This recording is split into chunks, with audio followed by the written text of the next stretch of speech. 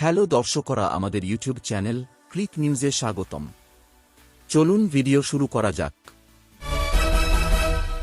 বিশ্বকাপের মেগা মঞ্চে আমেরিকা যুক্তরাষ্ট্রের কাছে পরাজিত হতে হল পাকিস্তান দলকে। তবে শুধু পরাজয় নয়, এই নাটকীয়তার মধ্যেই মার্কিন বোলার রাস্টি থেরন পাকিস্তানের পেসার হ্যারিস রুফের উপর আনলেন গুরুতর অভিযোগ।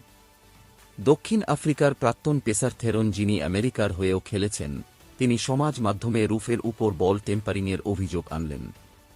গতকাল ইউএসএ ও পাকিস্তানের ম্যাচটি ছিল চলতি বিশ্বকাপের প্রথম অফসেট। কানাডার বিরুদ্ধে দুর্দান্ত ব্যাটিং প্রদর্শন দেখানোর পর বিশ্বকাপের ডার্ক হর্সের তকমা পেয়েছিল আমেরিকা যুক্তরাষ্ট্র। গতকাল তারা তাদের যোগ্যতার প্রমাণ দিলেন।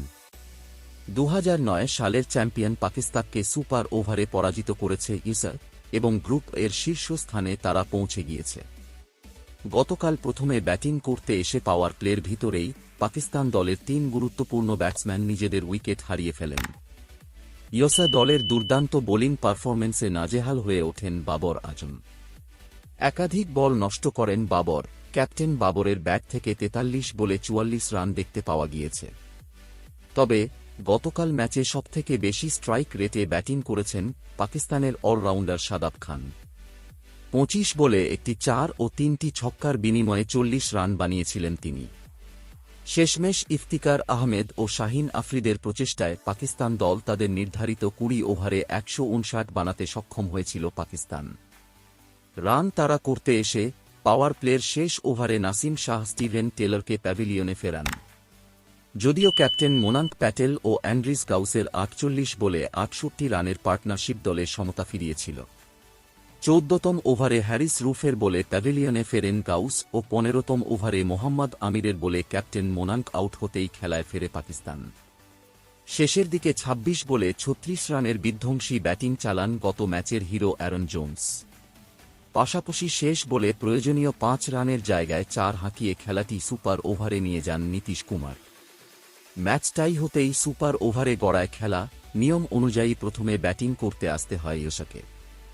স্টিভেন টেলর ও হারমিত সিং আসেন ইউএসএকে হয়ে প্রথমে ব্যাটিং করতে। পাকিস্তানের পক্ষ থেকে মোহাম্মদ আমির তার বোলিং শুরু করেন, তবে আমিরের বিরুদ্ধে 18 রান তুলে ফেলে ইউএসএ। এই রান তাড়া করতে এসে পাকিস্তানি ব্যাটসম্যানদের মধ্যে ইফতিখার আহমেদ ও ফখর জামান ব্যাটিং করতে আসেন। দ্বিতীয় বলে 4 হাঁকিয়ে ম্যাচে নিজেদের বজায় রাখলেও তৃতীয় বলেই প্যাভিলিয়নে ফেরেন ইফতিখার। তাছাড়া নতুন ব্যাটসম্যান শাদাব 3 বলে 7 রান সংগ্রহ করতে সক্ষম হন। সুপার ওভারে ইউএসএ পাকিস্তানকে 5 রানে হারিয়ে সমাজ মাধ্যমে ট্রেন্ডিং হয়ে ওঠে।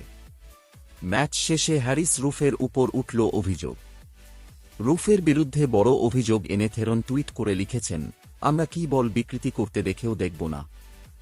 2 ওভার আগে যে বল বদল করা হয়েছে সেই বলে রিভার্স হতে দেখা গিয়েছে।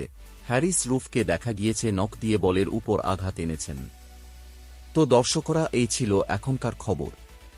ভিডিওটি ভালো লাগলে লাইক, কমেন্ট ও শেয়ার করে দেবেন এবং সমস্ত ধরনের ক্রিকেট সংক্রান্ত ভিডিওর জন্য চ্যানেলটি সাবস্ক্রাইব করে দিন ও নতুন ভিডিওর নোটিফিকেশন পাওয়ার জন্য বেল আইকনটি প্রেস করে দিন।